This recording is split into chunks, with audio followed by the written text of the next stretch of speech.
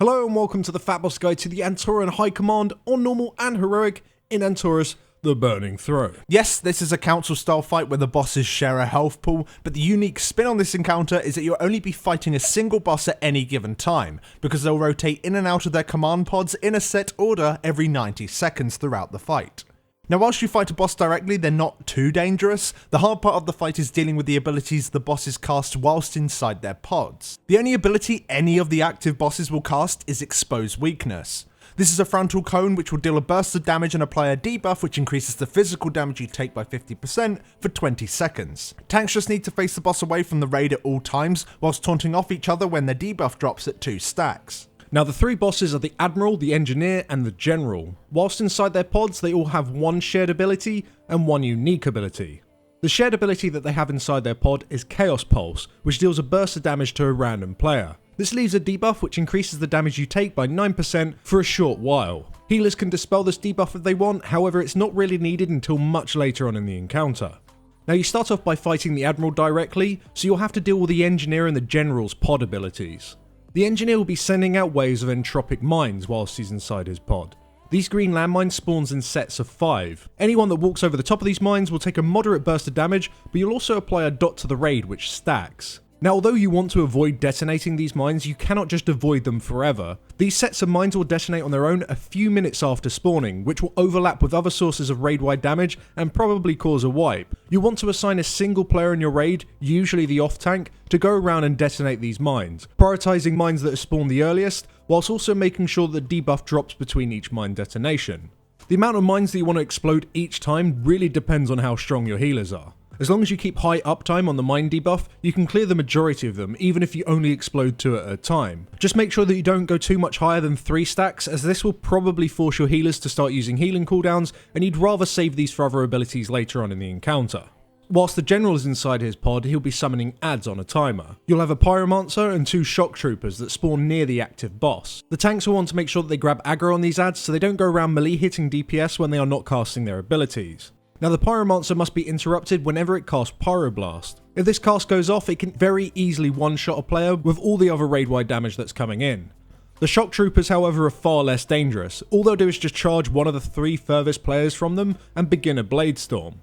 All you need to do is just move from the Blade Storm if they charge at you, whilst the ranged DPS just want to slowly multi-dot and cleave these adds down. You want to aim to have all the adds dead before a new set comes in. Now that's all the abilities you'll need to fight against whilst fighting this combination of bosses. However, whilst the Admiral is out of her command pod, a player can hijack it and use it to help the raid. The moment you pull the boss, one person in your raid should immediately jump into this middle empty pod. Whilst inside these pods, you have 2 abilities.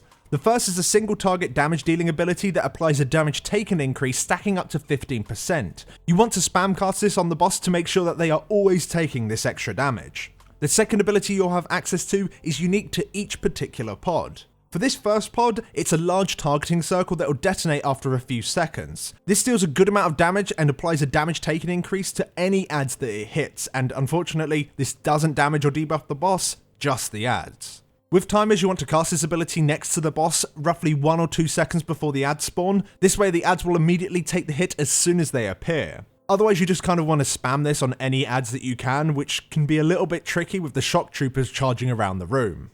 Now, whilst you're inside any of these pods, you'll be gaining a stacking dot. This dot doesn't do much at first, but as it gets to the 20+ stack mark, healers will really need to pay attention to the command pod player. We recommend that you leave the pod after around 23 to 25 stacks, at which point another player should immediately re-enter the pod. On Heroic, you gain a debuff which prevents you from re-entering a pod for a while after you leave. To counter this, you just want to assign 2 players for each boss's command pod. So, quite simply, whilst fighting the Admiral, you want to kill the adds and slowly explode the mines over time. The raid should be loosely stacked around the edges of the room, whilst you slowly move the boss clockwise around the room towards the next boss's command pod. After fighting the Admiral for 90 seconds, she will safely remove the person inside the pod and enter it herself. At this point, the Engineer will exit his pod, and now you'll begin to fight him. No new mines will spawn as the Engineer is no longer in his pod. However, it is likely you're going to have a few mines left over from when you were fighting the Admiral. You should be able to leave these for now, as you'll be able to remove them later on without applying a dot to the raid. More on that later. You'll still have the adds spawning, and you'll still want to kill them off before a new set spawns. Aside from this, you'll have one new ability to deal with, which is the Admiral's unique command pod ability, which is Fusillade. This causes the entire room to go dark, and after 10 seconds the raid will take a big burst of fire damage. This isn't too bad initially, but with each cast she will do 25% more damage than the previous, so eventually much later on the encounter you're simply just going to be one shot. However, the Engineer's Command Pod unique ability can be used to counter this. Aside from the Chaos Pulse, which of course you still want to be spamming on the boss, you'll also be able to spawn a Fell Shield emitter. This will create an interactable object for somebody to use. Doing so will create a large shield that will reduce all fire damage taken by 50% for all players that are stood underneath it. You should assign a single player to use the Fell Shield emitter for each Fusillade cast, making sure that they use it 4 to 5 seconds before the explosion hits the raid. The player within the pod wants to spawn these Fell Shield emitters on cooldown, making sure that they place them near the raid so they can be used very easily. You'll only need 3 emitters per phase, as Fusillade is only cast 3 times per phase. However, you will need to create some additional emitters in advance for when you are fighting the General, as you'll have the Fusillade still come in, but you won't have access to the Engineer pod. So alongside spawning 3 emitters next to the Engineer's pod, you'll also want to place an additional 3 next to the General's pod. After fighting the Engineer for 90 seconds, he will kick out whoever's in his pod, re-enter it, and at the same time the General will pop out of his pod, and you'll need to fight him directly. Now the raid should move over to the General and get ready to stack underneath the Fell Shield emitters each time the Fusillade comes in. You'll no longer have any ads spawn whilst fighting the General, but the mines will make a return as the Engineer has regained control of his pod. Any leftover ads should be killed off quickly so the raid can just focus purely on dealing with the other mechanics in the fight. The General's pod gives you access to the Disruptor Beacon ability. This will place a beacon down which will harmlessly remove any entropic mines. It will not put a dot on the raid. The player within the pod wants to focus on clearing any mines that have been active for a long period of time, such as any leftover mines from when you was fighting the Admiral. After those mines are clear, the player should focus on clearing any new mines that spawn. But aside from that, just make sure that you don't stand in any mines and you just nuke the boss for 90 seconds. At which point, he'll take back his pod and the Admiral will emerge again and the fight will kind of now repeat.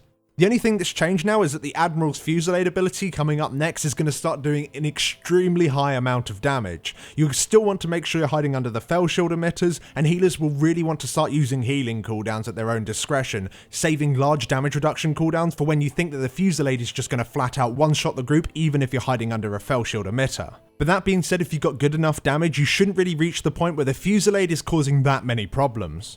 But that's all for now, guys. If you'd like to know more about this encounter or just have some handy written notes or pictures for you to refer to during your raids, then go check out our written guides over on Wowhead. The link for that is in the description.